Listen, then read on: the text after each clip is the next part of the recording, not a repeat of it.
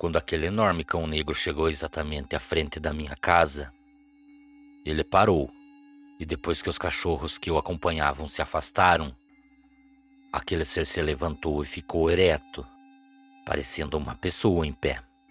E para o meu espanto, tive a impressão que aquele ser sabia que eu estava sondando pela fresta da janela. Aquele ser caminhou até o portão de minha casa e ficou olhando na direção da janela que eu estava. Então, depois de alguns segundos, aquele ser acabou olhando para ambos os lados da rua e depois disso correu rua acima. Para minha surpresa, quando foi durante o dia, as pessoas andavam reunidas pelas esquinas, todas falando que o que andava correndo durante as madrugadas por nossa rua era sim um lobisomem. Entre muitos boatos e rumores que vinham correndo pela nossa região, notei que minha mãe ficava um pouco inquieta com tudo o que era dito. E depois de algum tempo, algumas pessoas próximas acabaram se afastando de minha família. Se já não bastasse ter uma resposta concreta sobre o meu pai, dessa vez, quando eu perguntava o porquê de algumas pessoas estarem se afastando, a única coisa que a minha família me fazia era me dar as costas e me deixarem falando sozinho. Então, quando foi uma manhã, tão logo a família já estava reunida pela casa, eu notei que minha mãe não estava na cozinha como de costume, e quando fui ao seu quarto, acabei vendo ela lá. Quando coloquei a minha mão em seu rosto, notei que ela se encontrava com febre. Embaixo das cobertas ela se encontrava trêmula. Ela estava coberta até o pescoço. Então, depois de algumas horas terem se passado, acabei a convidando para ir à casa de Dona Clarinda. Essa mulher era uma benzedeira que morava a algumas quadras de minha casa.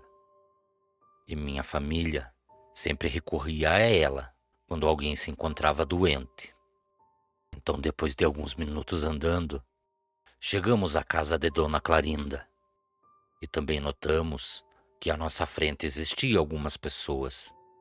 E só depois delas terem sido atendidas, eu e minha mãe seríamos também. Já era noite quando a Dona Clarinda nos convidou a entrar em sua sala.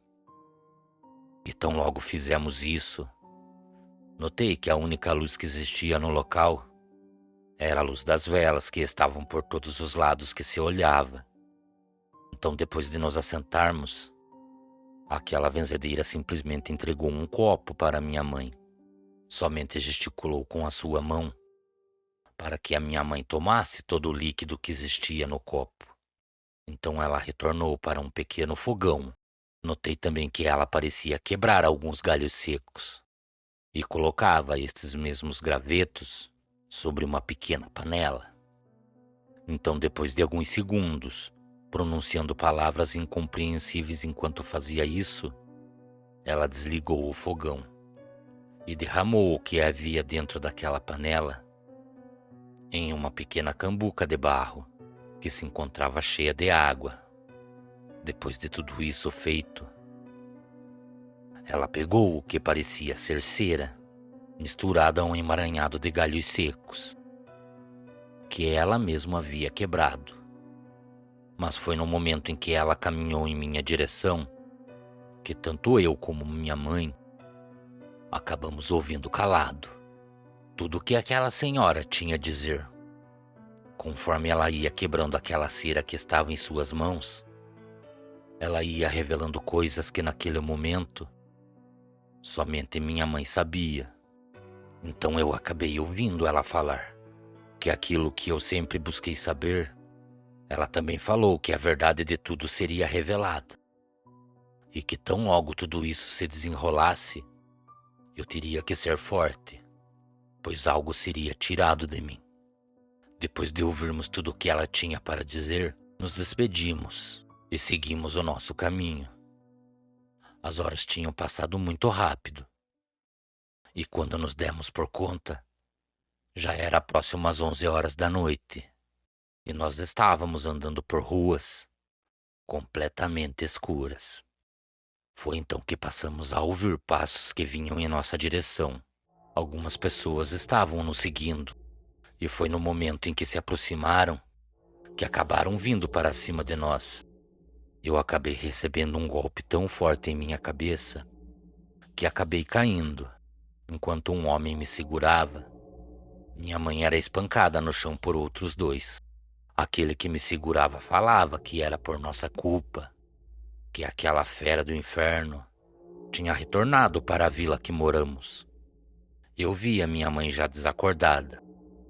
Ela não esboçava reação alguma.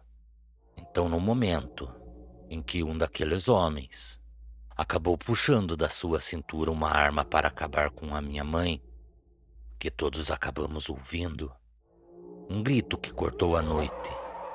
E foi no mesmo momento que aqueles homens olharam para a mata que eu vi um grande cão negro saltar e correr em direção ao homem que estava com a arma em punho. Sem tempo para responder com fogo, aquele homem foi carregado para a mata e seus gritos de agonia eram horríveis. Não demorou muito para que tudo ficasse em silêncio novamente. Minha mãe foi deixada desacordada sobre o chão e aqueles dois homens gritavam que se a fera se aproximasse deles, eles iriam acabar me matando.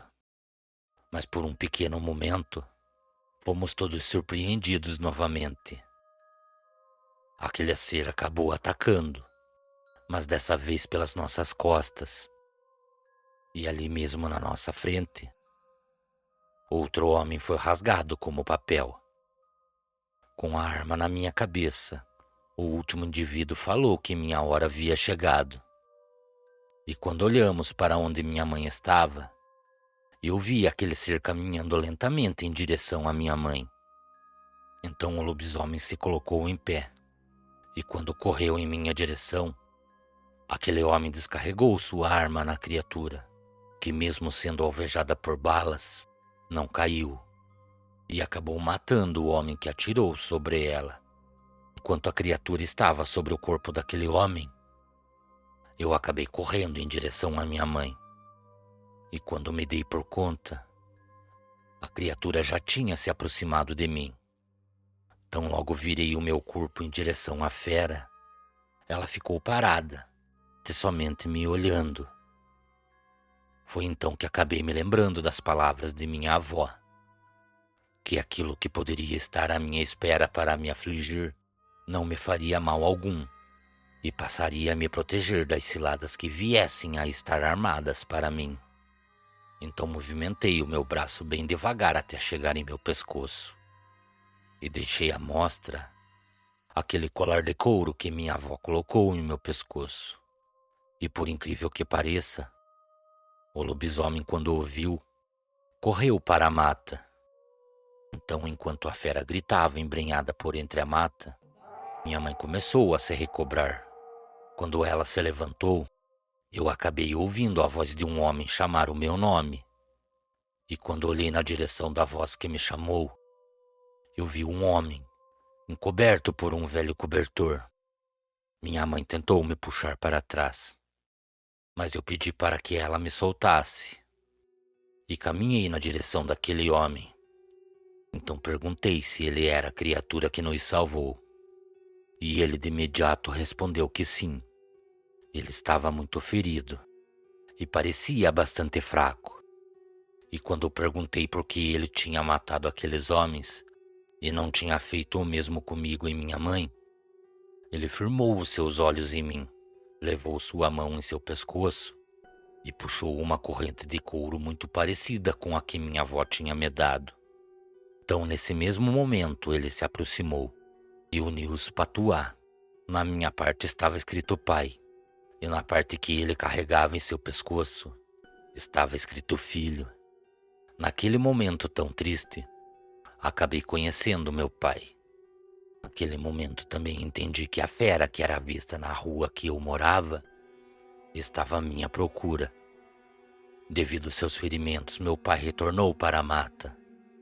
Ajudei a minha mãe a chegar em casa, e por todo o caminho que fazíamos, meu pai nos acompanhou de dentro da mata, até chegarmos à frente de nossa casa. Então ele sumiu.